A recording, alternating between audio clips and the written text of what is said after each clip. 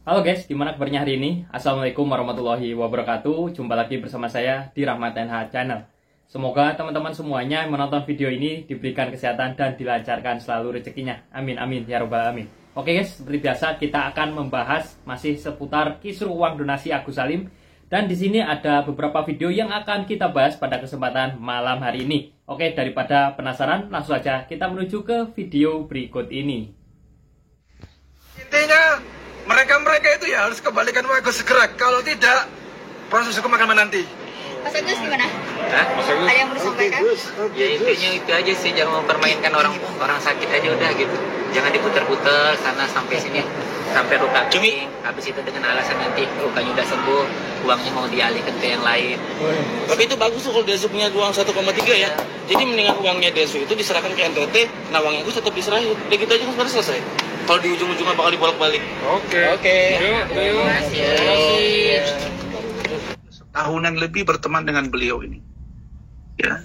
Dan saya di kesempatan ini mengatakan bahwa ada seorang pengacara yang mengatakan Alvin meninggal karena podcast. Itu saya duga kuat pidana dan laporkan. Kenapa? Karena kata-kata itu tidak benar. Itu menimbulkan provokasi.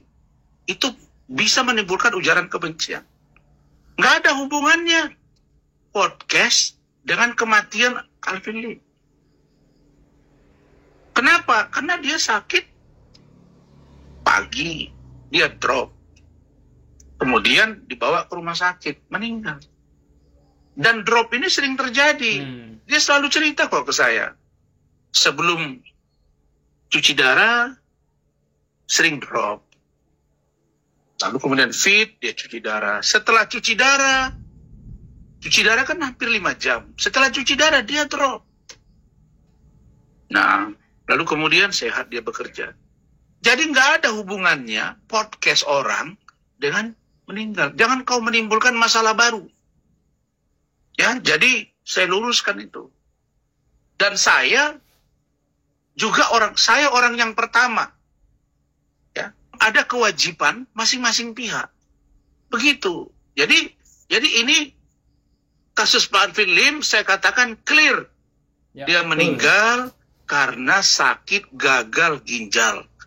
Penyebab menjadi serius, tidak bisa cangkok, karena almarhum mengalami infeksi di paru. Salah satu sebabnya adalah selang atau saluran yang tempat cuci darah itu, yang sudah lengket di dada beliau. Itu, kalau nggak salah saya sebelah kanan itu. Itu penyebabnya gagal ginjal, bukan podcast. Kok podcast? Lagi podcast orang meninggal waktu podcast juga nggak bisa dibilang gara-gara podcast. Mungkin gara-gara serangan jantung. Sejak kapan orang meninggal gara-gara podcast? Terus ada berita tentang ini. Hebat banget urusan Agus sampai orang meninggal dunia. Jangan dipelintir. Saya kira ini hal yang serius yang tidak boleh dibiarkan. Apalagi dari seorang pengacara yang ngakunya orang hebat. Padahal nggak ada apa-apanya. Begitu. Oke Bang, kalau besok itu kan Agus. Wah, ini tumben sekali ya guys ya. Orang ini berada di jalan yang benar. Ya kemarin heran aja gitu ya. Keluarganya almarhum Alvin Lim kok diem aja ya. Kok ada Farhad bilang kayak gitu. Lagian kok ya bisa-bisanya ya. Lagi di rumah duka kok bisa-bisanya buat konferensi pers. Asli nggak ngotak banget sih ya. Nah di sini Bang Rasman ini membantah keras ya soal pernyataannya FA tentang meninggalnya almarhum Alvin Lim. Jadi semua ini clear ya, tidak ada hubungan dengan podcast, tapi murni dari sakit gagal ginjal. Begitu menurut Bang Rasman kali ini. Itu yang terjadi.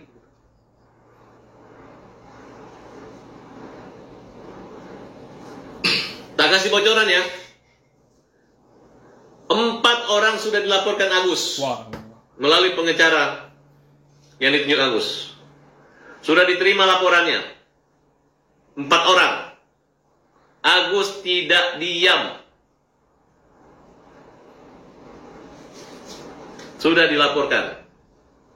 Kayak apa, Bang? Ya pakai diam-diam aja terkait penggelapan, penguasaan uang dan penipuan. Sudah dilaporkan. Rekapan lo? Pokoknya sudah dilaporkan. Kemudian Siapa aja, Bang? Hah? Siapa aja inisialnya, Bang? Ya tanya sama Agus lah. Saya kan hanya membocorkan aja.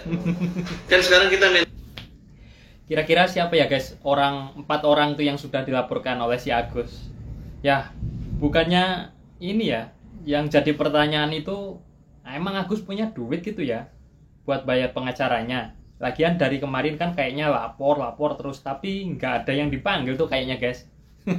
Oke, kita lanjut guys. kita main sindir-sindiran nih, lu main-main sana ya. Kita juga, gue bocorin nih, udah dilaporkan 4 orang. Di pengalaman di Polres? Ya, kemudian ketua yayasan ini udah dilaporkan juga mengaku pengecara. Itu yang menipu dan memindahkan uang Agus yang 1 miliar. Sudah diperiksa Agusnya. Ya. Kemudian terkait dengan rekaman yang beredar, itu kita laporkan juga. Memang susah melaporkan itu, karena kita nggak tahu akunnya siapa, yang akun yang gelap itu. Nggak bisa kita main tuduh ini nggak bisa. Karena dalam rekaman itu tidak ada unsur asusila ataupun kejahatan yang melanggar undang-undang, nggak ada. Gitu. Karena pelaku-pelaku orang yang di sini adalah orang-orang yang betul-betul berseteru. Saya lawyer, Densu adalah yang punya podcast. Jadi kalau memang ada dokumentasi itu sudah biasa. Gitu. Masa dia pergi datang ke rumah kita, ngerekam boleh, kita bicara nggak bisa merekam? Kira-kira seperti itu. Novi juga bisa merekam. Pablo aja bisa merekam. Oh. Nah sekarang bicara untung rugi ya. Denny Sumargo juga waktu datang ngerekam rumah saya, ngetok-ngetok ribut-ribut sini, dia aja diuntungkan juga dari rekaman itu. Wah, masa? Udahlah, nggak usahlah cari-cari masalah. Oh. Kalau awalnya kamu melindungi keluarga, jangan lagi dibalik menyerang Agus ini dengan didukung oleh keluarga. Itu nggak ada kaitannya gitu. Kita fokus aja gitu. Nanti jungkal.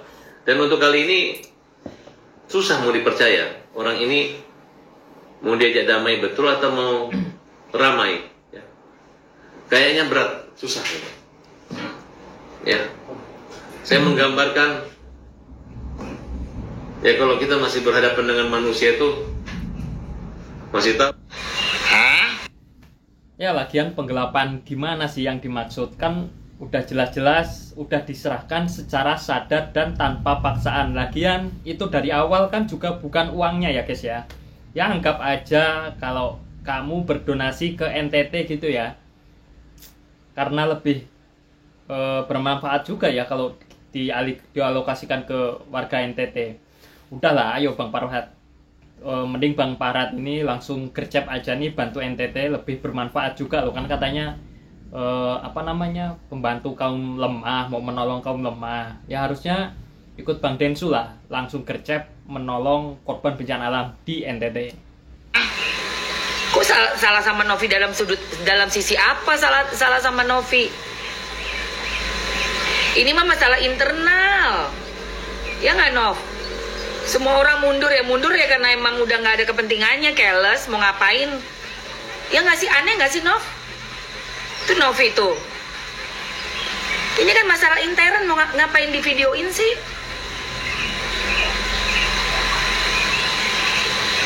Betul, bikin salah paham, ini nggak boleh kayak begini ya guys. Lu Densu, kalau lu punya masalah dengan Gary, ada masalah intern, tutup kamera lu. Di dalam aja cuy. Bagusnya apa begini, bikin video begini? Lihat tuh masyarakat, netizen bertanya-tanya. Gak boleh ya. Gua sebagai orang yang paling tua di sini, juga sama-sama udah muak juga. Tutup kamera, tutup bacot. Betul. Gak suka gua. Ya, paling gak suka gua kayak begini nih. Iya, Pak Jenderal Ricky Sitoa nggak ada masalah sama saya. Iya, nggak ada masalah. Aku tadi udah bilang, Nov, sama semua yang ada di dalam room, yang nonton live ini. Kita ini jadi orang, unggak-ungguknya mesti ada. Sama Pak Riki kita nggak punya masalah karena kita sangat menghargai beliau. Sudah berkorban waktu, pikiran buat kita. Bang George juga nggak ada masalah sama sekali. Betul, Nov. Mundur itu kenapa? Karena udah nggak ada kepentingannya. Nggak ada lagi apa yang harus diurusin. Dan kalau memang punya masalah intern, tutup video, woi, jangan ngomong-ngomong nggak jelas. Biasakan tutup video. Intern tuh intern, ngomongin aja sendiri. Bikin makan siang kek, ngobrol, buka-buka kamera tuh buat apa sih? Nggak suka gua yang paling tua di sini ya, nggak suka gua kayak begitu. Masalah intern udah bikin aja sendiri. Makan siang ke, makan pagi ngobrol. Gitu loh. Ya, ini sepertinya Mbak Emma Waroka ini kesal ya dengan sikap yang dilakukan oleh Bang Densu. Jadi sebenarnya ada apa ini, guys? Ya mungkin gimana ya? Mungkin kemarin itu Teh Novi dengar nasihat, mungkin loh ya diduga Teh Novi dengar nasihat Bapak Rizky Sitohang, makanya dari situ mungkin ngerubah keputusannya ya. Jadi biar nggak lebih larut gitu loh masalahnya Teh Novi itu. Aduh, mungkin gimana ya guys ya, dari kasus ini kok penuh teka-teki juga ini ya. Bingung mau ngomong apa guys. Oke, lanjut videonya guys, kita lanjut aja. Setelah donasinya dialihkan ke NTT, ya ini banyak banget muncul narasi guys, ya muncul narasi ya kan.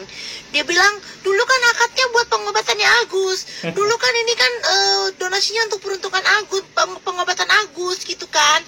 Nah lu tahu akadnya buat pengobatan Agus, ya kan? Kenapa nggak dari dulu lu berobat, ya kan?